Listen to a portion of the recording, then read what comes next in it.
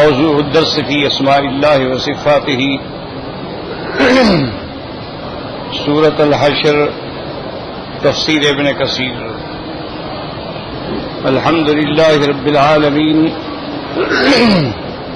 والصلاة والسلام على أشرف الأنبياء والسيد المرسلين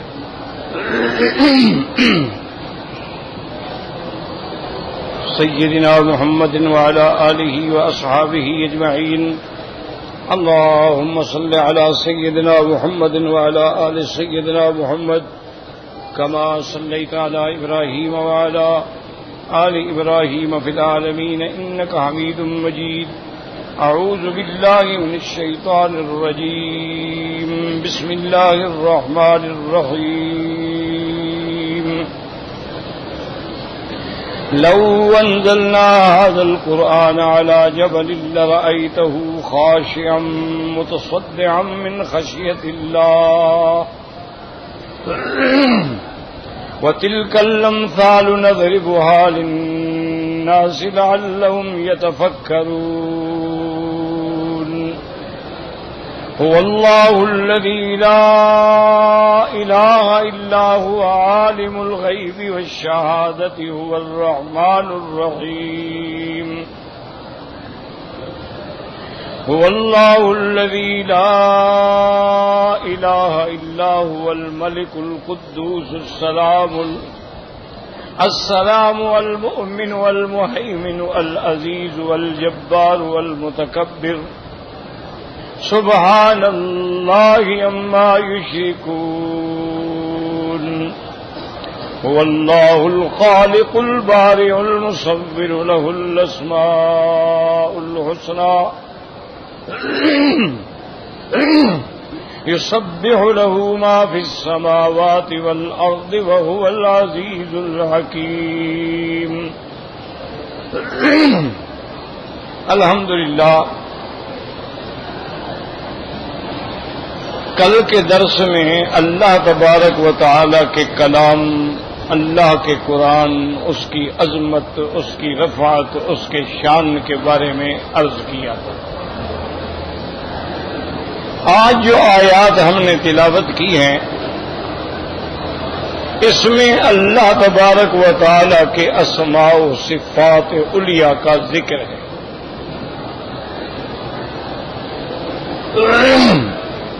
سب سے پہلے تو یہ اندازہ لگائیں کہ حضرت معقل ابن یسار کی روایت سے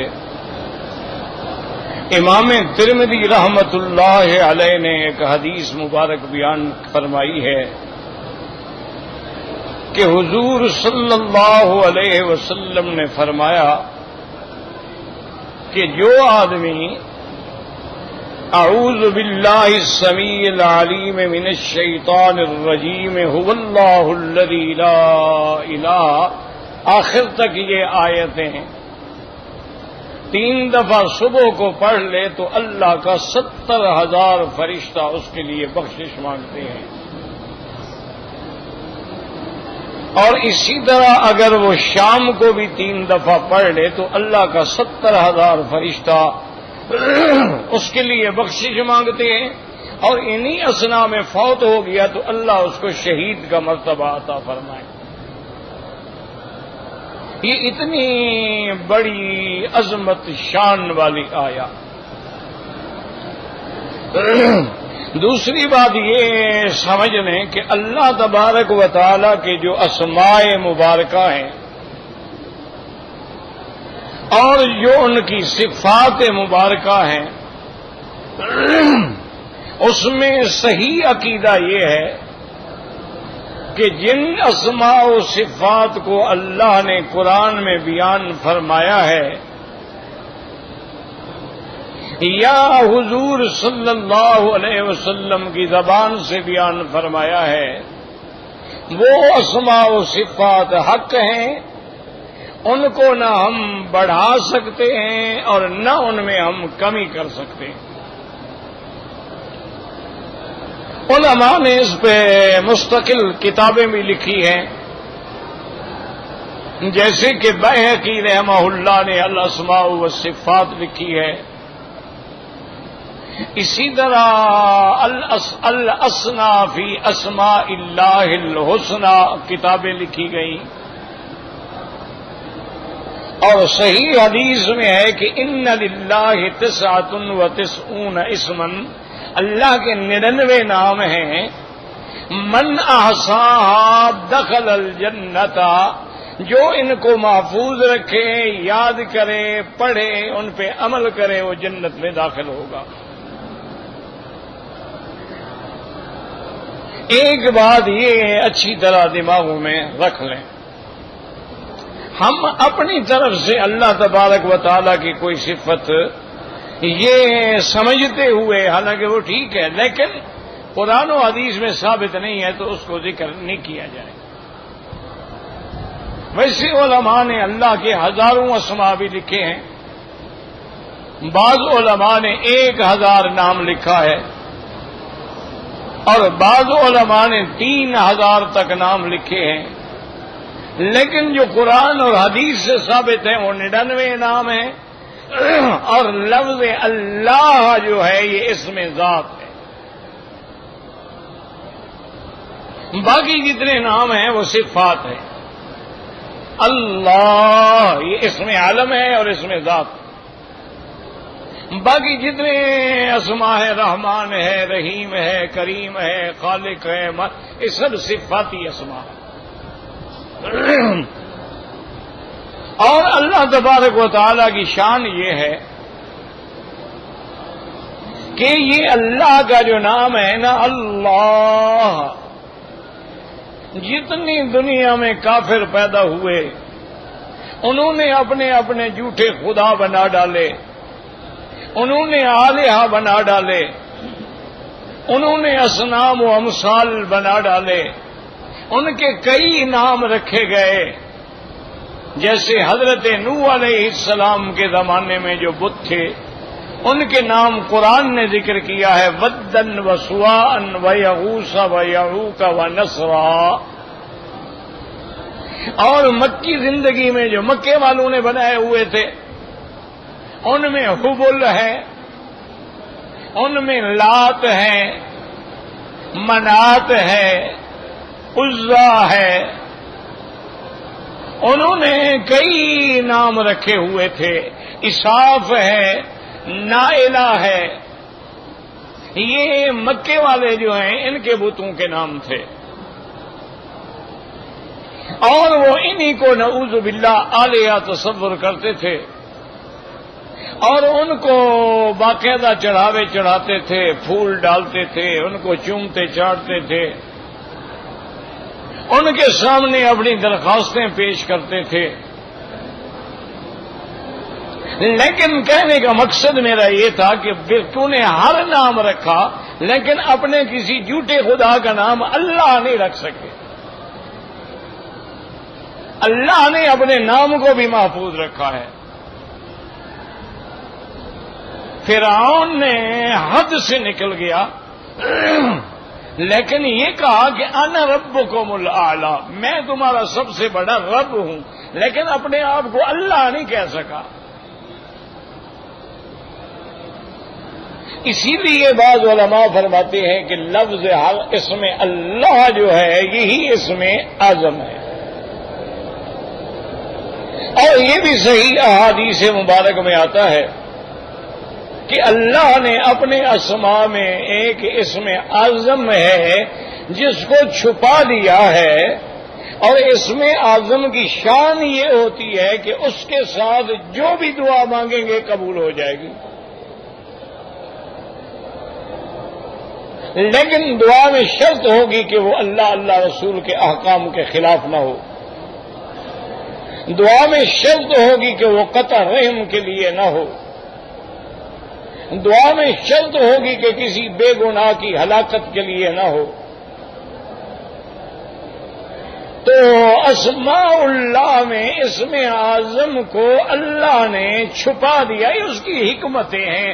لیلۃ القدر کو رمضان میں چھپا دیا تاکہ آپ محنت کرتے رہیں، اور جو محنت کرے گا پا جائے گا۔ اللہ نے جمعہ کے دن میں ساعہ مستجابہ کو چھپا لیا کہ جمعہ کے دن ایک ایسی گھڑی آتی ہے اس میں بندہ جو مانگتا ہے پورا ہو جاتا ہے، لیکن وہ کب ہوتی ہے؟ چھپا دیا تاکہ بندے سارا دن محنت کریں۔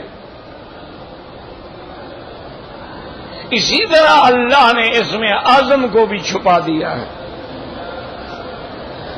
بعض روایات مبارکہ میں کچھ اشارات ملتے ہیں کہ جیسے میرے آقا نے محبوب دو عالم نے صلی اللہ علیہ وسلم نے فرمایا کہ جس بندے نے لا الہ الا انت سبحانک انی کنت من الظالمین، فرمایا یہ وہ اسم ہے کہ الذی اذا دعی بہ استجاب، اس سے جو بھی آپ دعا مانگیں گے قبول ہو جائے گا۔ اسی طرح حضور پاک نے سنا کہ ایک صحابی دعا مانگ رہے ہیں اور وہ کہہ رہے ہیں کہ اللہم انت اللہ الاحد والصمد الذی لم یلد ولم یولد ولم یکن لہ کفوا احد، فرمایا ماشاء اللہ اس نے اللہ کے ایسے نام سے دعا مانگی ہے کہ جو دعا بھی مانگیں گے قبول ہو جائے گی۔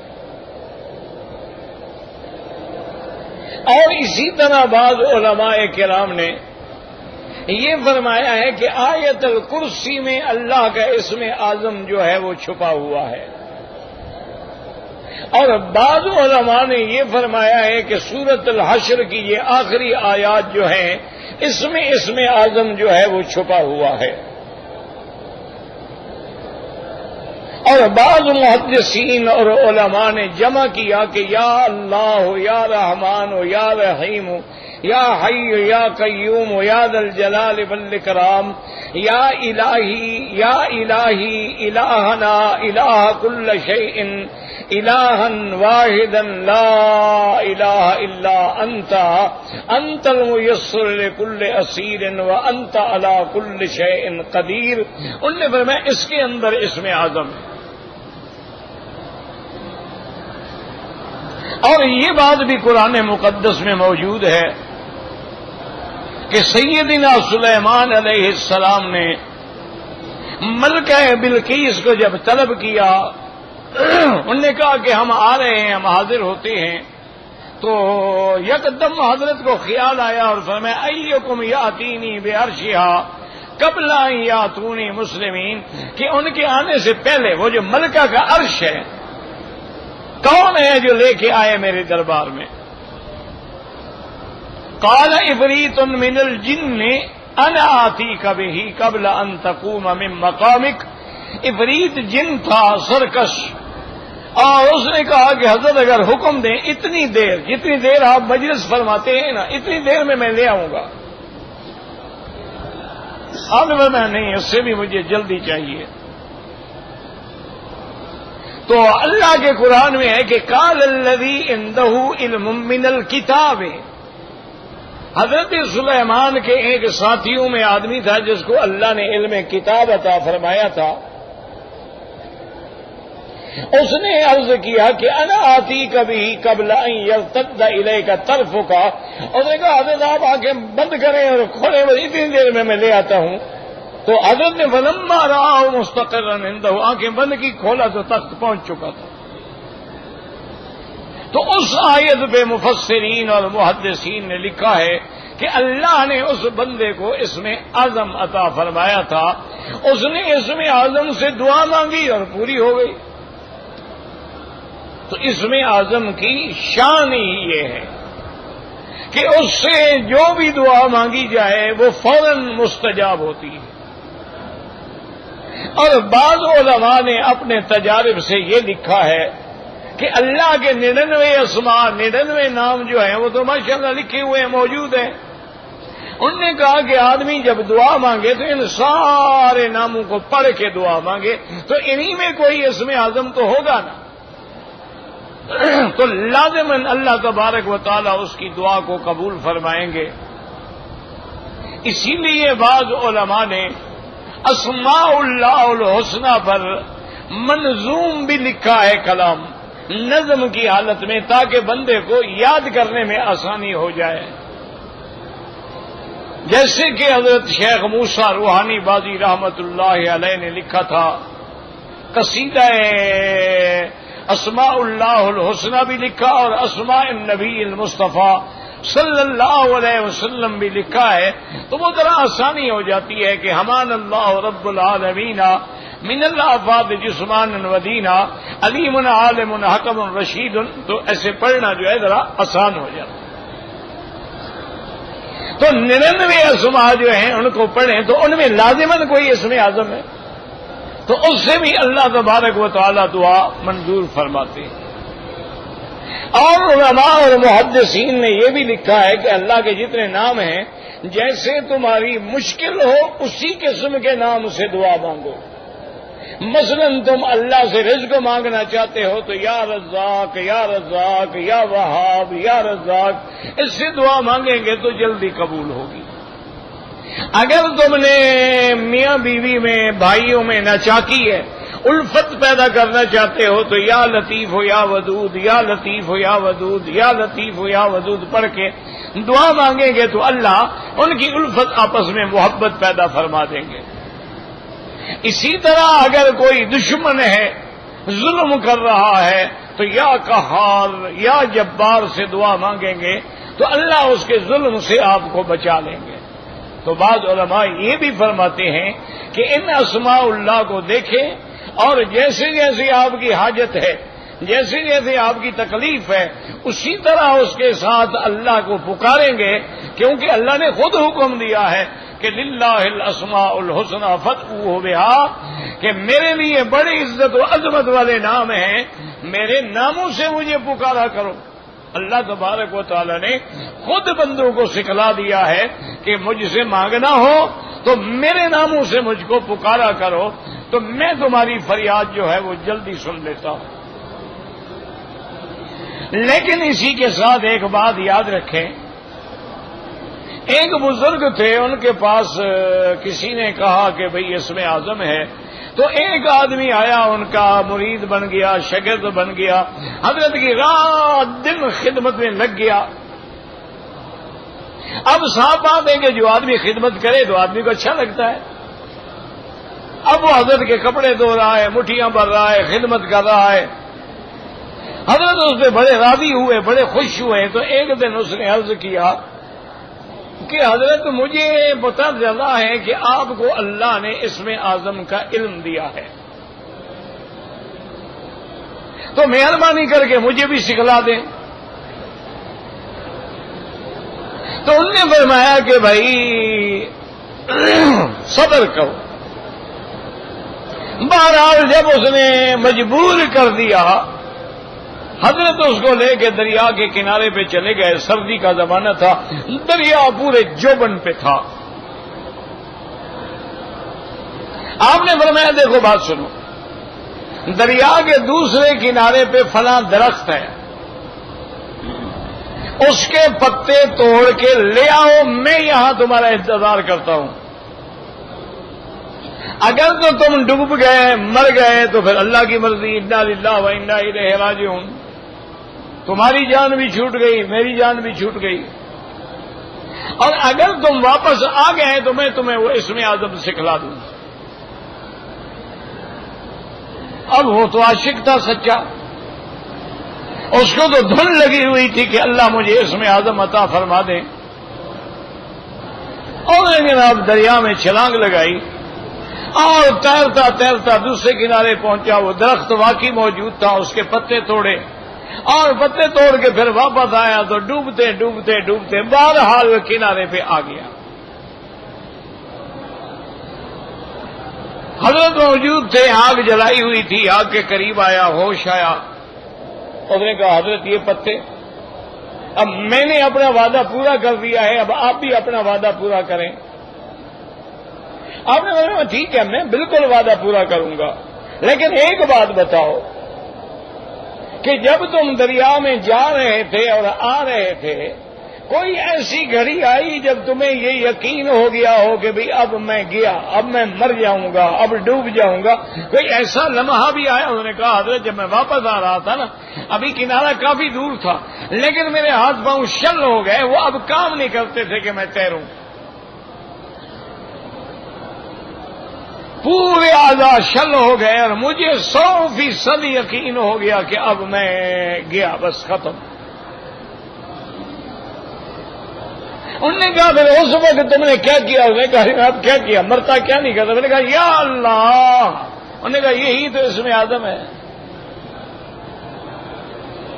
لیکن اس کو پکارو اسی طرح جس طرح اس بندے نے پکارا ہے، کہ آدمی کی اضطرار کی کیفیت ہو، آواز دل سے نکل رہی ہو، اور رزق حلال ہو، صدق مقال ہو، اور اللہ کی عظمت پہ یقین ہو، اور پھر مانگو۔ یہ ہو سکتا ہے کہ نہ ملے؟ یہ کیسے ہو سکتا ہے؟ وہ تو اتنا بڑا رزاق ہے، کافروں کو بھی دے رہا ہے، مشرکوں کو بھی دے رہا ہے، یہودیوں کو بھی دے رہا ہے، وہ تو کتوں کو بھی رزق دے رہا ہے، جانوروں کو بھی دے رہا ہے، تو کیا جنہیں اس نے خود پیدا کیا ان کو نہیں دے گا؟ لیکن شرط یہ ہوتی ہے کہ اللہ کے اسماء پہ پورا یقین ہو، اور یقین کے ساتھ شرط یہ ہے کہ صدق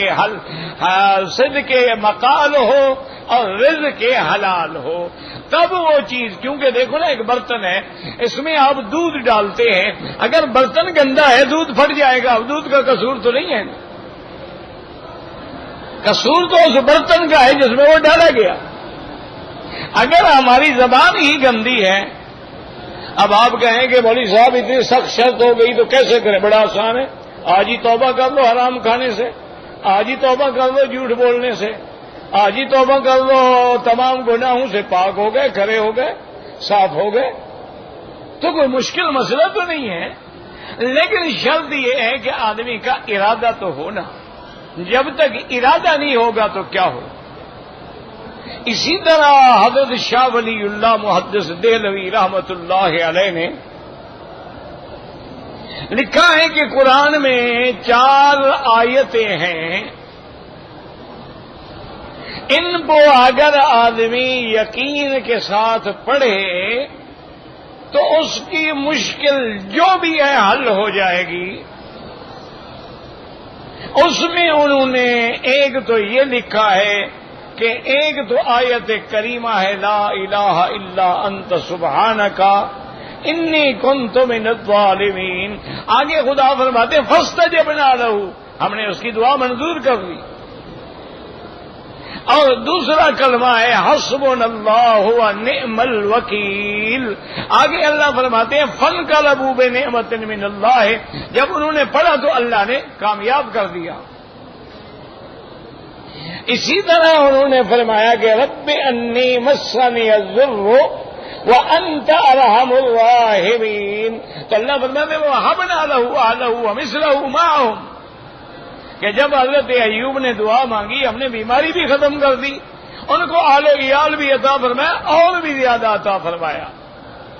اور چوتھی آیت ہے وَأُفَوِّضُ أَمْرِي إِلَى اللَّهِ إِنَّ اللَّهَ بَصِيرٌ بِالْعِبَادِ، اور پانچواں ہے رب انی مغلوب فانتصر۔ انہوں نے فرمایا یہ 5 آیات مبارکہ ہیں، ان میں اسماء اللہ الحسنہ بھی ہیں، اور ان میں اسم اعظم بھی ہے۔ ان کو پڑھ کے جو آدمی اللہ سے مانگے گا، یہ کبریت احمر ہے، ہر حال میں دعا پوری ہوگی۔ انہوں نے کہا اگر یہ پڑھ کے دعا مانگے اور کہے نہیں قبول ہوگی وہ کافر ہو جائے گا، کیونکہ جب قرآن کہتا ہے کہ میں نے ہر آیت کے بعد دعا قبول کی، دعا قبول کی، دعا قبول کی، تو پھر اپنے بندے کی دعا وہ قبول کیوں نہیں کریں گے؟ بہرحال پڑھنے کے انہوں نے مختلف طریقے لکھے ہیں کہ کس طرح پڑھنا چاہیے، کیسے پڑھنا چاہیے۔ تو بہرحال انسان کے لیے یہ سب سے بڑی عظمت ہے کہ نحن نؤمن باللہ بذاتہ وبصفاتہ واسمائہ من غیر تعطیل ولا تعویل ما اثبتہ فی کتابہ او علی لسان رسولہ، اللہ نے جو قرآن میں اور حدیث میں اپنے نام بیان کیے ہیں ہمارا ان پہ ایمان۔ اب اس میں سب سے پہلے جو اللہ نے ذکر فرمایا ہے هو اللہ الذی، وہی اللہ، الگ لفظ آ گیا، هو اللہ الذی لا الہ لا الہ الا ہوا عالم الغیب والشہادۃ هو الرحمن الرحیم، وہ اللہ کی ذات لا الہ الا ہوا، کوئی معبود برحق نہیں مگر اللہ، عالم الغیب، چھپی چیزوں کو جاننے والا، حاضر چیزوں کو جاننے والا، هو الرحمن الرحیم، بہت بڑا مہربان اور نہایت رحم فرمانے والا۔ تو اس نے اللہ کا سب سے پہلے جو ہے وہ اسم ذات ہے هو اللہ،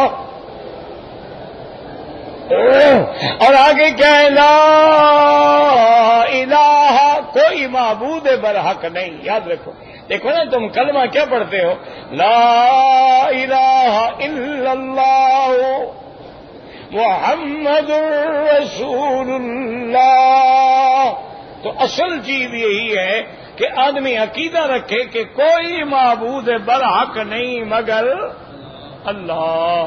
تو جب معبود اللہ ہے تو اب جتنی عبادات ہیں وہ سب اسی کے لیے، عبادات قولی ہوں، عبادات فعلی ہوں، عبادات مالی ہوں، عبادات بدنی ہوں، وہ صرف اللہ کے لیے۔ بس ایک عقیدہ، جب کلمہ پڑھ لیا ہے تو اب جتنی عبادات ہیں وہ صرف اللہ تعالی کی ذات کے لیے ہے۔ اب دیکھیں، رکوع ہے، سجود ہے، سور ہے، پکار ہے، ندا ہے، نظر ہے، نیاز ہے، منت ہے، سب اللہ کے لیے ہے۔ اگر اللہ کے سوا کسی غیر کے بارے میں کرے گا تو کافر ہو جائے، کیونکہ معبود وہی ہے۔ جب معبود اللہ کی ذات ہے تو تمام عبادات کس کے لیے ہوں گی؟ اسی کو اللہ نے قرآن میں دوسری جگہ وضاحت کی کہ میرے مدنی آپ کھل کے بیان فرما دے، قل ان صلاتی ونسکی ومحیای ومماتی للہ رب العالمین، کہ میری نمازیں یعنی عبادات بدنیہ ہے، میری قربانیاں، میری زندگی، میری موت سب اللہ کے لیے۔ اب آگے لفظ آ گیا عالم الغیب والشہادہ، تو اس سے اپنا عقیدہ ٹھیک کر لیں کہ علم غیب کا مالک جو ہے وہ اللہ ہے، یاد رکھ۔ اور سارا قرآن پڑھیں، تمام احادیث صحیحہ کا مطالعہ کریں تو لفظ علم مضاف ہو اور غیب مضاف الیہ ہو، یہ اللہ کے سوا کسی کے لیے ہے ہی نہیں دنیا میں۔ علم میں غیب، ہاں اگر انبیاء کے لیے آیا ہے تو اطلاع علی الغیب، اظہار علی الغیب، انباء عن الغیب، کہ اللہ ان کو مطلع کر دیتے ہیں، اللہ ان پر غیب کھول دیتے ہیں، اللہ ان پہ غیب ظاہر فرما دیتے ہیں، لیکن علم غیب کسی کو نہیں ہے۔ اپنے عقیدے ٹھیک کر لیں۔ آج جو جاہلوں کا عقیدہ ہے نا کہ انبیاء عالم الغیب ہیں، حضور صلی اللہ علیہ وسلم عالم الغیب ہیں، اولیاء اللہ بھی عالم الغیب ہیں، اور یہ سب جانتے ہیں، یہ عقیدہ رکھنے والا پکا کٹا کافر ہو جاتا ہے، کیونکہ وہ قرآن کا منکر ہو جاتا ہے۔ اس لیے اللہ نے ایک جگہ نہیں بلکہ کئی جگہ فرمایا للہ غیب السماوات والارض، اسی ہی کے لیے ہے آسمانوں اور زمینوں کا غیب۔ اسی طرح اللہ نے فرمایا وَعِندَهُ مَفَاتِحُ الْغَيْبِ اسی کے پاس ہیں غیب کے خزانے کی چابیاں، کسی کے پاس نہیں ہیں۔ اسی طرح اللہ نے فرمایا میرے مدنی اعلان کر دو، قل لا اقول لکم عندی خزائن اللہ ولا اعلم الغیب۔ اسی طرح اللہ کی صفت آئی علام الغیوب۔ اسی طرح تمام ملائکہ نے اعتراف کیا جب اللہ نے پوچھا کہ انبئونی باسماء ہؤلاء، تو نے کہا تھا سبحانک لا علم لنا الا ما علمتنا، اللہ ہمیں علم نہیں ہے، ہمیں تو اتنا علم ہے جو آپ نے ہمیں سکھایا ہے۔ اور یہی جواب قیامت والے دن تمام اللہ کے رسول اور پیغمبر دیں گے، یوم یجمع اللہ الرسل فیقول ماذا اجبتم، اللہ حکم دیں گے کہ اے میرے پیغمبروں بتاؤ قوموں نے کیا کیا، قالوا لا علم لنا انک انت علام الغیوب۔ علام الغیوب آپ کی صفت ہے۔ یہ جو ہمارے حضرات ہیں لوگوں کے عقیدے برباد کرنے والے، کسی جگہ حضور نے غیب کی خبر بتلا دی، انہوں نے کہا دیکھا نبی عالم الغیب ہے تو بتلا دیا نا، اور پھر زیادتی میں اتنا بڑھ جاتے ہیں، اتنا بڑھ جاتے ہیں، اللہ معاف فرمائے، اللہ معاف فرمائے۔ اور جو زندہ ہیں اللہ ان کو ہدایت دے کہ نبی تو نبی ہے، وہ کہتے ہیں جناب ان وہابیوں کو کیا پتا، نبی کی تو اونٹنی بھی عالم الغیب ہے۔ ہاں ایمان سے کہو اگر علم غیب اونٹنی کو بھی ہے اور نبی کو بھی ہے پھر کوئی شان رہ گئی کہ جانوروں کو بھی علم غیب ہو گیا، انبیاء کو بھی علم غیب ہو گیا، پھر فرق کیا رہا؟ تم توہین کر رہے ہو کہ تعریف کر رہے ہو؟ وہ کہتے ہیں کہ حدیث میں آتا ہے کہ حضور پاک جب مدینہ منورہ تشریف لے گئے تو تمام انصار نے کہا حضرت میری دعوت میری دعوت میری دعوت، میرے گھر میرے گھر۔ آپ نے فرمایا بھی ٹھہر جاؤ، میں تم تمام انصار سے محبت کرتا ہوں، میں آخر ایک کے گھر میں جاؤں گا نا، تو اس لیے یہ ہے کہ آپ ایسے دو رویا قطاریں بنا کے کھڑے ہو جائیں، میری اونٹنی چلے گی جہاں اونٹنی بیٹھ جائے گی بس اسی کے گھر میں مہمان بنوں گا۔ تو اونٹنی چلتے چلتے چلتے حضرت ابی ایوب انصاری کے گھر کے آگے آ کے بیٹھ گئی۔ حضرت نے فرمایا بس ختم، اب میں اس کا مہمان ہوں گا۔ اس سے انہوں نے لوگوں کا عقیدہ خراب کیا کہ دیکھو جی اونٹنی کو علم غیب تھا نا۔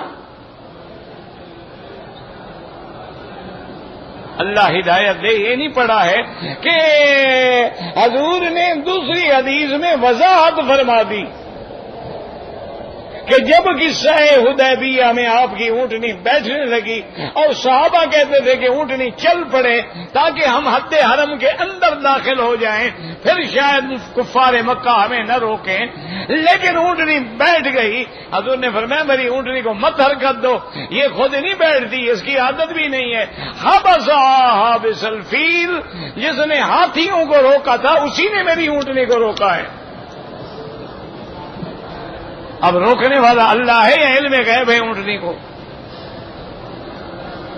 ایسے عجیب جاہلانہ عقیدے رکھتے ہیں، انا للہ و انا الیہ راجعون۔ تو یاد رکھو کہ عالم الغیب والشہادت یہ کس کی صفت ہے؟ اللہ کی صفت ہے۔ اچھا بعض مولوی جو ہیں انہوں نے قرآن کو بھی بدل دیا، نعوذ باللہ ثم نعوذ باللہ ثم نعوذ باللہ۔ لوگوں کو گمراہ کرنے کے لیے اللہ کے قرآن میں تعریف کر دی جیسے یہودی کرتے تھے۔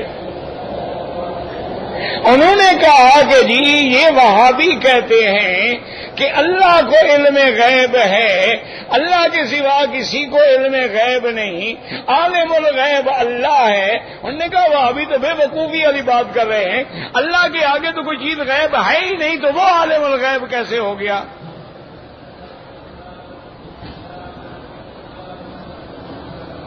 کہتے ہیں عالم الغیب تو ہوتے ہی نبی ہیں، عالم الغیب تو ہوتے ہی ولی ہیں، اللہ کے آگے تو ہر چیز موجود ہے، سامنے ہے، نظر آ رہی ہے، اس کے آگے تو کوئی چیز چھپی نہیں.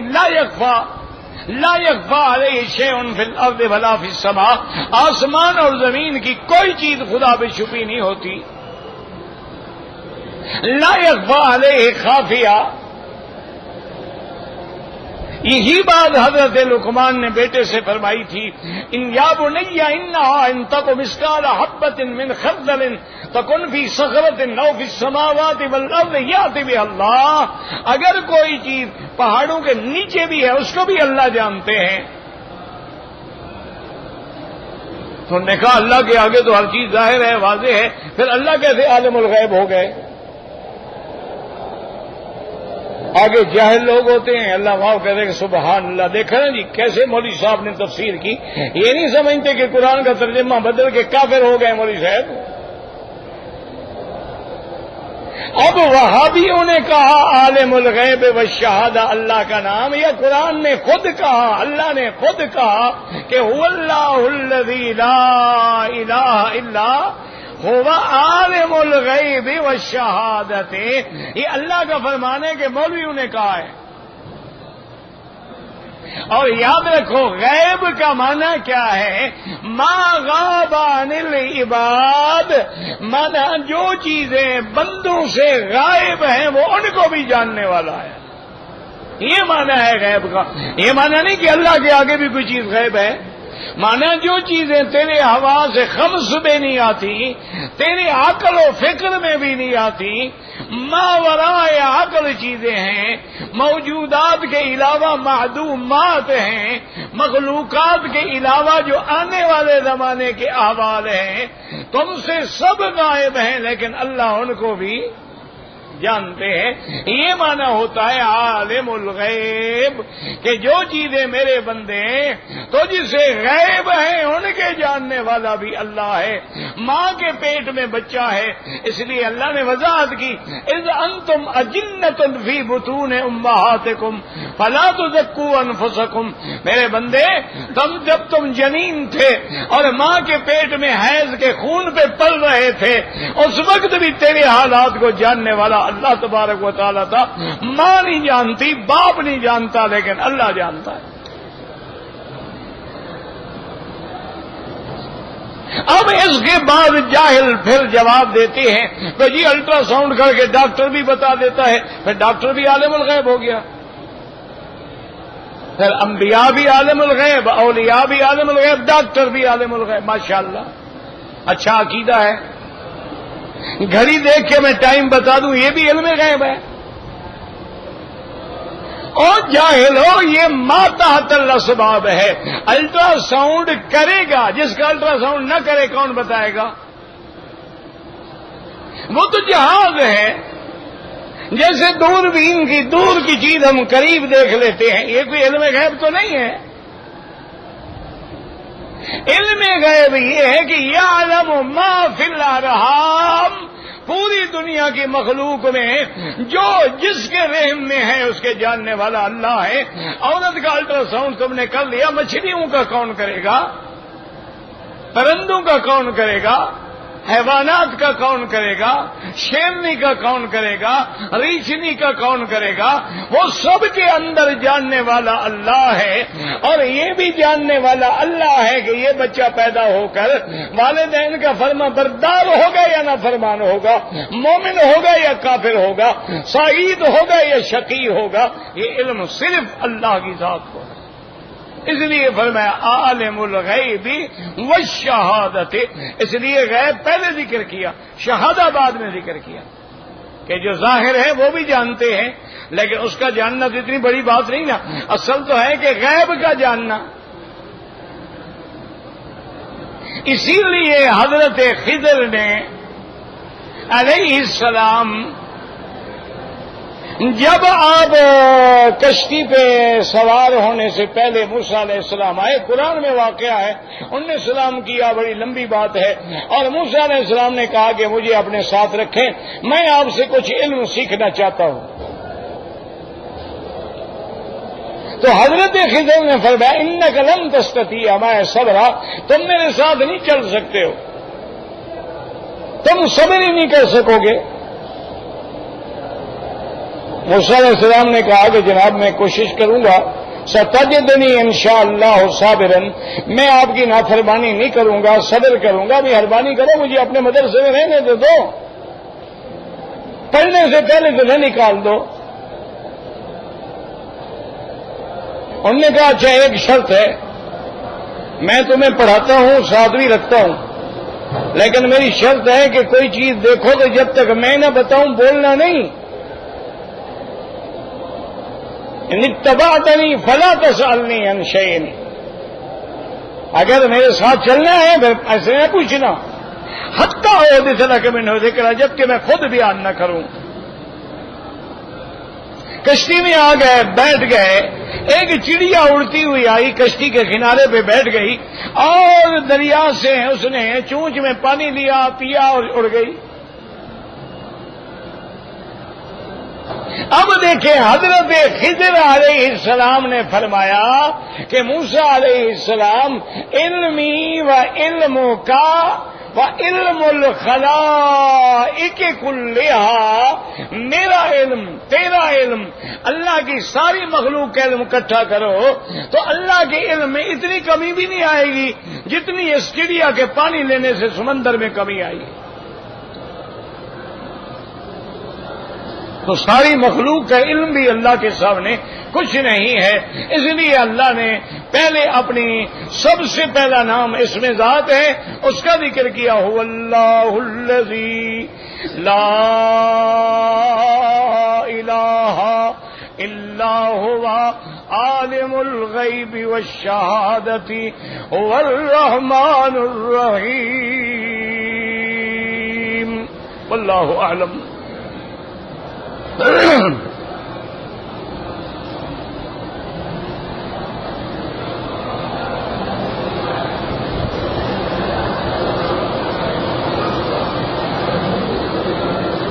کہتا جی کہ ایک شخص کے 3 بیٹے تھے، ایک بیٹا ان کی زندگی میں فوت ہو گیا تو اس بیٹے کی جو اولاد ہے وہ وارث بنے گی؟ بالکل نہیں بنے گی۔ وہ اپنے باپ کے وارث تھے، دادے کے وارث تو نہیں ہے نا۔ دادے کی جائیداد ان کے باپ کو ملتی تو آگے اولاد کو ملتی، اس لیے وہ وارث نہیں ہوں گے۔ ویسے دادا چاہے اپنی مہربانی سے زندگی میں کچھ دے دیں ان کو، لیکن شرعاً وہ وارث نہیں ہے۔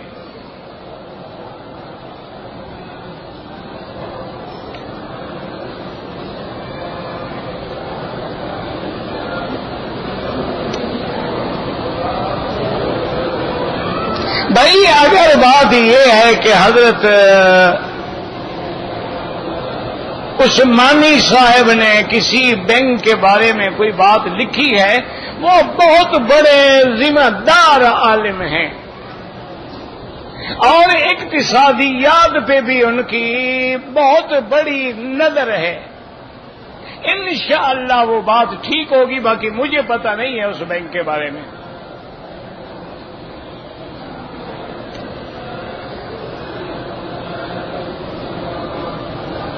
اذا شرع الطواف من المطاف وكمله في الدور الثاني انشاءاللہ صحیح، ما فی شيء۔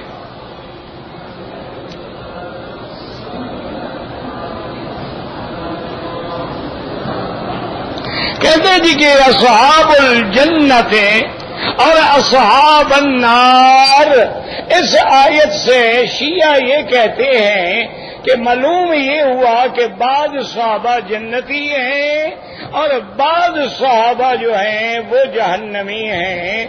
یہ ان کی تفسیر نہیں ہے، یہودیوں کی تفسیر ہے۔ ان کے لیے تو اللہ نے فرما دیا کلن وعد اللہ الحسنی، حضور کے تمام صحابہ سے میرا جنت کا وعدہ ہے۔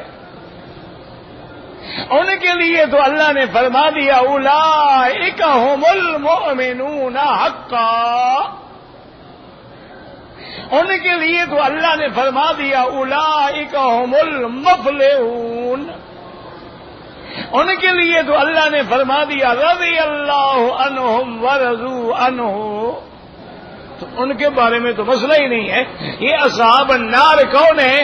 حضور کے زمانے میں جو منافق تھے، جو مشرک تھے، جو ظاہر میں ایمان لاتے تھے، یا آج بھی جو عقیدہ وہی رکھے، وہ اصحاب النار ہے. صحابہ تو سارے جنتی ہیں. جب حضور نے وضاحت کر دی ہے کہ لا تمس النار من رآنی ومن رآ من رآنی، جس نے مجھے دیکھا ہے ایمان کے ساتھ، اس کو جہنم کی آگ چھو کے بھی نہیں گزر سکتی ہے.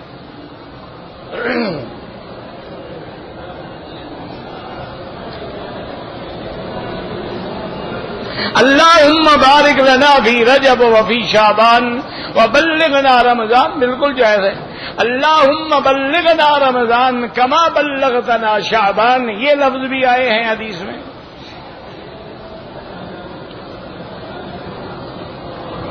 آپ نے حج کا طواف کل بھی پوچھا تھا، ملتزم سے شروع کیا، وہ طواف نہیں ہوا.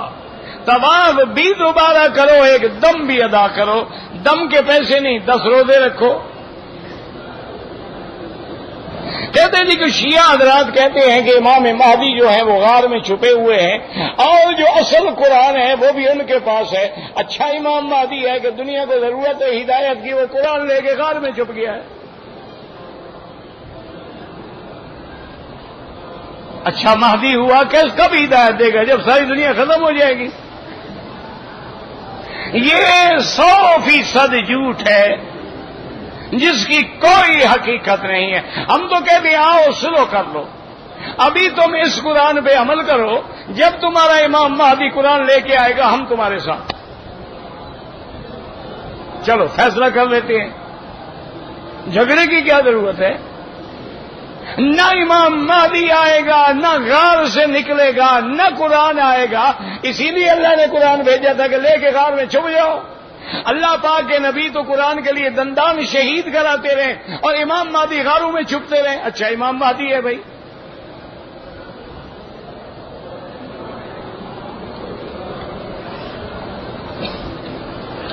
میں داڑھی رکھنا اصل طریقہ کیا ہے؟ داڑھی چھوڑ دو، خود بخود آ جائے گی، طریقہ سمجھ آ جائے گا. اللہ سے دنیا اور دولت بھی مانگ سکتے ہیں، بالکل مانگ سکتے ہیں. ربنا آتنا فی الدنیا حسنۃ وفی الآخرۃ حسنۃ، دونوں چیزیں مانگیں. وطر میں جو دعا ہے احناف کے نزدیک واجب ہے. اگر نہیں کرے گا سجدہ صاف کرے، ورنہ وطر دوبارہ پڑھنے پڑیں گے. باقی ائمہ کہتے ہیں سنت ہے، نہیں پڑھے گا تب بھی وطر ہو جائیں گے. اللہم انا نستعینک، یہ روایت زیادہ صحیح ہے. اللہم اہدنا فیمن ہدیت، یہ 1 مہینے حضور نے قنوت نازلہ کے طور پہ پڑھی ہے.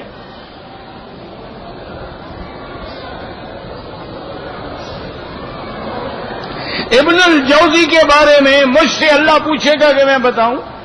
بہت بڑے عالم تھے رحمت اللہ علیہ. مودودی صاحب عالم تھے، فوت ہو گئے، اللہ ان کی قبر پہ رحمت کرے. باقی غلطیاں ان سے ہوئی ہیں، مسائل میں بھی ہوئی ہیں، تفہیم القرآن میں بھی ہوئی ہیں. بھائی غلطی تو اسی سے ہوگی نا جو محنت کرے گا. جو تیرے گا نہیں ڈوبے گا کیسے؟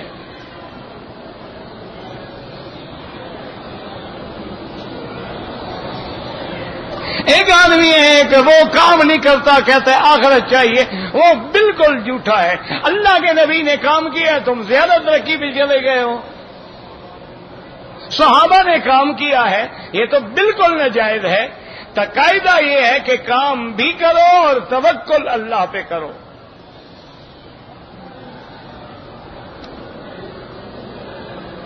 خدا نے رسول کو اپنے نور سے پیدا کیا ہے، 100% جھوٹ ہے. اللہ کا نبی تو اپنے ابے سے پیدا ہوئے، عبداللہ اور آمنہ کے بطن سے پیدا ہوئے ہیں، نور سے تو پیدا نہیں ہوئے.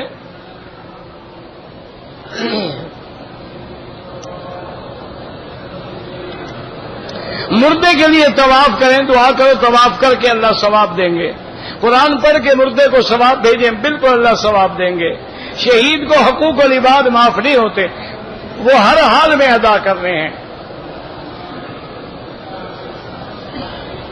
زکات کے مستحق جو ہیں سب سے پہلے انما الصدقات للفقراء والمساکین، غریب، مسکین، فقیر، محتاج، یتیم، اور افضل یہ اپنے رشتہ دار غریبوں کو دو۔ اگر رشتہ داروں میں غریب نہیں ہے تو اپنے محلے کے غریبوں کو دو، اگر اس میں نہیں ہے تو اپنے شہر کے غریبوں کو دو، پھر آگے بڑھو۔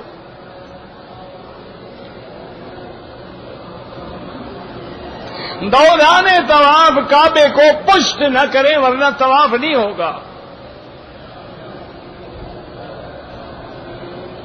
ہم نے 7 دن مکے میں اور 8 دن مدینے میں رہنا مسافر ہیں۔ اگر عمرہ کرنے کے بعد ہم 4 آدمی تھے، طواف صفا کر لیا تھا، ایک دوسرے کے سر پہ اس طرح پھیر دیا، کوئی حرج نہیں، بالکل ٹھیک ہے۔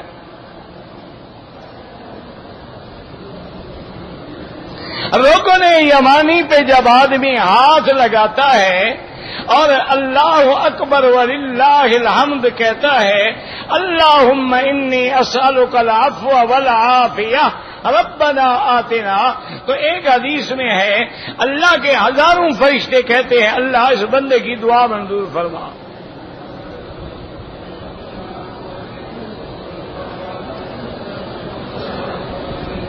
نمازی کے آگے نہ گزرے، نماز تو نہیں ٹوٹتی، لیکن گزرنے والا گناہگار ہے۔ کافروں کا داخلہ ممنوع ہے، تو آپ مجھے دکھائیں کہاں ہیں کافر؟ جن کو آپ کافر کہہ رہے ہیں ان کے پاسپورٹ پر دکھاؤ کافر لکھا ہوا ہے یا مسلمان لکھا ہوا ہے؟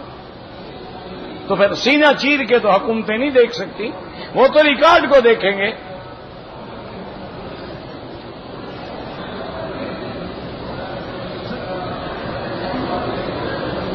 تین دفعہ پڑھے، جو آیات ہیں 3 دفعہ پڑھے۔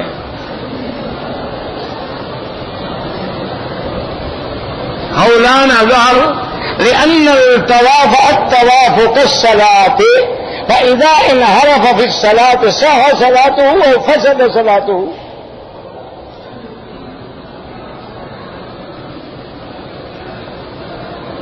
ایک دوست فوت ہو گئے، اللہ مغفرت فرمائے۔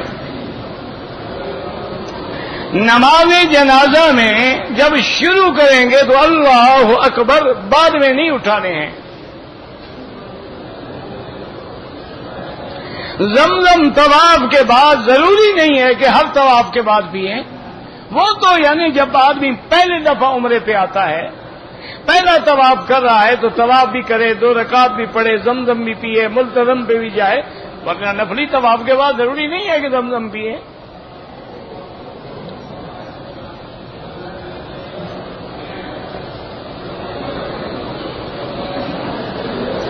جن لوگوں نے کہا ہے کہ حضور کے روضے پہ سلام کہیں، بالکل کہیں، کوئی بات نہیں۔ مکہ میں جو بھی پیسہ خرچ کریں گے اللہ کے لیے 1 کا لاکھ ملے گا۔ اگر احرام کی چادر ہم کفن کے لیے رکھیں یا گھر میں استعمال کریں تمہاری مرضی ہے، تمہاری چادریں جو بھی مرضی آئے کرو۔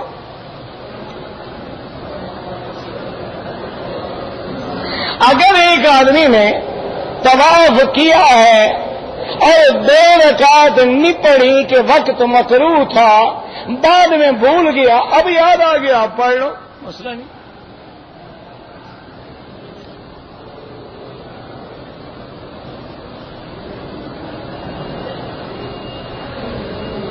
صحابہ کا مرتبہ کسی کو نہیں ملے گا، وہ اللہ کے نبی کے صحابہ ہیں، ساری دنیا کے اولیاء ان کے پاؤں کے برابر بھی نہیں ہو سکتے۔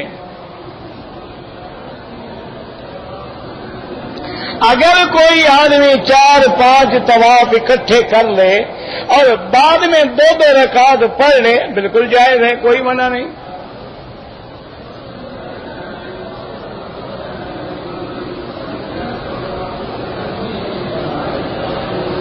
ایک آدمی پتہ نہیں کام کرے گا، وعدہ کیا، وعدہ پورا کیا، وعدہ نہیں کیا، پتہ نہیں کیا لکھا ہے، مجھے نہیں سمجھ آیا۔ رکن یمانی کا چومنا جو ہے وہ احادیث میں ثابت نہیں ہے۔ چومنے کا حکم صرف حجر اسود کا ہے۔ رکن یمانی پہ حضور نے دائیں ہاتھ سے استلام فرمایا ہے، اللہ اکبر وللہ الحمد، اور موقع نہ ملے اشارے کی بھی ضرورت نہیں ہے۔ اگر حجر اسود پہ موقع نہ ملے بوسے کا تو اشارہ کرنا ہوگا۔ رکن یمانی پہ کوئی اشارہ نہیں، موقع مل جائے استلام کریں، نہ ملے چپ کر کے چلے جائیں، اور وہی دعائیں پڑھیں جو حدیث مبارک میں ہیں، اللہم انی اسألک العفو والعافیۃ ربنا آتنا فی الدنیا حسنۃ وفی الآخرۃ حسنۃ وقنا عذاب النار واللہ اعلم۔ اللہم صل علی سیدنا محمد وعلی آل سیدنا محمد كما صليت على إبراهيم وعلى آل إبراهيم في العالمين إنك حميد مجيد۔ يا الله يا الله يا الله يا رحمن يا رحيم يا حي يا قيوم يا ذا الجلال والإكرام، يا إلهنا إله كل شيء، إلها واحدا لا إله إلا أنت، اللهم أنت الميسر لكل يسير وأنت على كل شيء قدير۔ اللهم يسر أمورنا وأمور أولادنا وأخواننا وأمور من أوصانا واستوصانا وأمور المسلمين، اللهم اجعل لنا وللمسلمين من كل هم فرجا ومن كل ضيق مخرجا ومن كل بلاء عافية، اللهم انصر الإسلام والمسلمين، اللهم احفظ سائر بلاد المسلمين وهذا البلد الأمين واجعلها آمنا مطمئنا سخاء رخاء إلى يوم الدين برحمتك يا أرحم الراحمين۔ یا اللہ بیماروں کو شفا عطا فرما، یا اللہ بیماروں کو شفا عطا فرما، یا اللہ بیماروں کو شفا عطا فرما، ہماری ظاہری باطنی روحانی جسمانی نفسانی بیماریاں پریشانیاں اپنے رحمت سے دور فرما۔ یا الہ العالمین بے حیاؤں کو حیا عطا فرما، بے دینوں کو دین عطا فرما، بے اولادوں کو اولاد عطا فرما، قرض داروں کے قرض ادا فرما، جن کے رزق میں تنگی ہے ان کے رزق میں برکتیں عطا فرما۔ یا الہ العالمین جو بھی تیرے دین کا کام کر رہے ہیں ان کی قدم قدم پہ نصرت فرما۔ یا اللہ ہمیں مانگنا نہیں آتا، بغیر مانگے عطا فرما۔ عالم اسلام پہ اپنی رحمتیں فرما، عالم اسلام سے اپنا عذاب رفع فرما۔ یا اللہ اسلام کے غلبے اور عزت کا فیصلہ فرما۔ یا اللہ کفار کی ذلت اور شکست کا فیصلہ فرما۔ یا اللہ مسلمان جس ملک میں ہیں، فلسطین میں ہیں، کشمیر میں ہیں، عرب میں ہیں، عجم میں ہیں، پاکستان میں ہیں، بنگلہ دیش میں ہیں، ہند میں ہیں، سندھ میں ہیں، سب کی جان مال آبرو عزت کی حفاظت فرما۔ یا اللہ پاکستان پہ رحم فرما، یا اللہ پاکستان پہ رحم فرما۔ یا اللہ تیرے نام لیوا ہے، یا اللہ تیرا نام لیتے ہیں، یا اللہ انہوں نے تیرا قرآن نافذ نہیں کیا ہے، انہوں نے بہت غلطیاں کی ہیں، لیکن تو ارحم الراحمین ہے، رحمت کا معاملہ فرما دے، رحمت کا معاملہ فرما دے، رحمت کا معاملہ فرما دے۔ ربنا آتنا فی الدنیا حسنۃ وفی الآخرۃ حسنۃ وقنا عذاب النار۔ صلی اللہ تعالی علی خیر خلقہ سیدنا محمد وعلی آلہ وصحبہ اجمعین۔ اللهم صل على سيدنا محمد وعلى آل سيدنا محمد